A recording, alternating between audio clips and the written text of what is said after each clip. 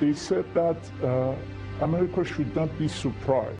It sounds like something out of a science fiction movie. A single doomsday bomb that could wipe out all of our modern infrastructure. The electricity grid would go permanently dark, airplanes would fall from the sky. One way to get at America, and an easy way, quite frankly, is through an EMP attack, an electromagnetic pulse attack. In August 2003, when the power shut off along the east coast of America and Canada, unprecedented chaos broke out. Things could have been much worse. Vehicles may have been at a standstill, but at least they worked. Mobile phones and police radios weren't affected. An EMP attack would make these events almost seem trivial. What happens to our transportation grid? Anything driven that, well, most of them have computers in them, they're all gone. We are at war now with those who want to take down our electricity grid. Nobody is really in charge of security for the grid, and no single intelligence with a staff that is planning how to deal with these threats as they come up is in place. They don't exist.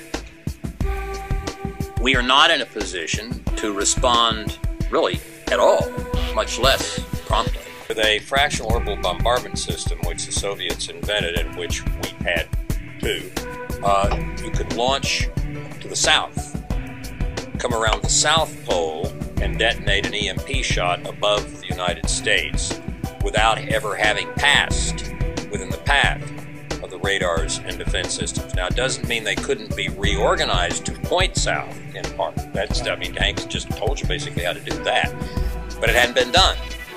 So today you have a vulnerability to the type of threat that he's describing, coming around the South Pole without any even detection. Every major city in America, how does it get its water supply? Consider that every major city in America, its average food supply on hand is 21 to 28 days.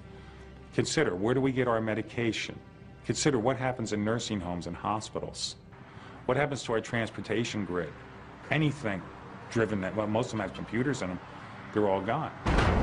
The lights are out in a huge and history-making blackout. Some people are without water, and we don't know what's going on.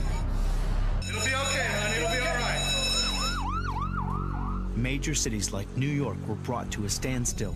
Thousands were trapped in subway tunnels, while road traffic became instantly gridlocked. But things could have been much worse. Vehicles may have been at a standstill, but at least they worked. Mobile phones and police radios weren't affected. Once the power came back on, things quickly returned to normal. An EMP attack would make these events almost seem trivial.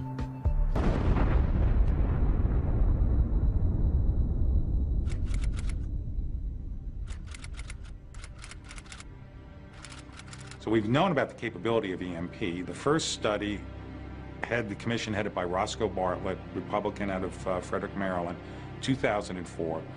Testimony in that study indicated 90%, let me repeat that, 90% of all Americans will die within 12 to 18 months after an EMP event.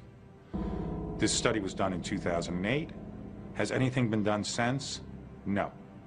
However, there was an attempt to protect Americans in early 2010 when House Bill 5026 was introduced. The law would have authorized the federal government to take emergency measures to protect the U.S. power grid from solar flares and EMP weapons.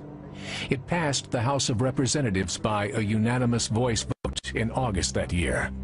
However, Alaska Senator Lisa Murkowski helped kill the legislation in favor of a clean energy bill backed by Senate Democrats.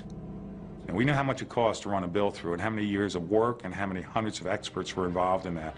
We had one self-centered senator who killed the bill. If Iran develops nuclear capacity, the United States would certainly become a first strike target. And a plan to execute a coastal launch has been in place and tested for nearly a decade. For years, the Iranians have been taking a container ship out into the middle of the Caspian Sea and firing rockets straight up. And then they detonate the rocket and say, oh, it was a failure, it didn't go into orbit. I mean, that is the signature. That is a clear signature of training for an EMP launch. Put the missile straight up. They said that America should not be surprised if their vessels find their ways into the Atlantic Ocean and get close to the Gulf of Mexico and strike America. Get that container ship 100, 200 miles off the Gulf of Mexico. Doesn't need any sophisticated guidance system, anything like that, for precision impact. And these missiles in a container, ballistic missiles, can be launched in less than 60 seconds with a nuclear warhead and blast in the sky and create an electromagnetic pulse attack where it would destabilize the infrastructure of America within hours.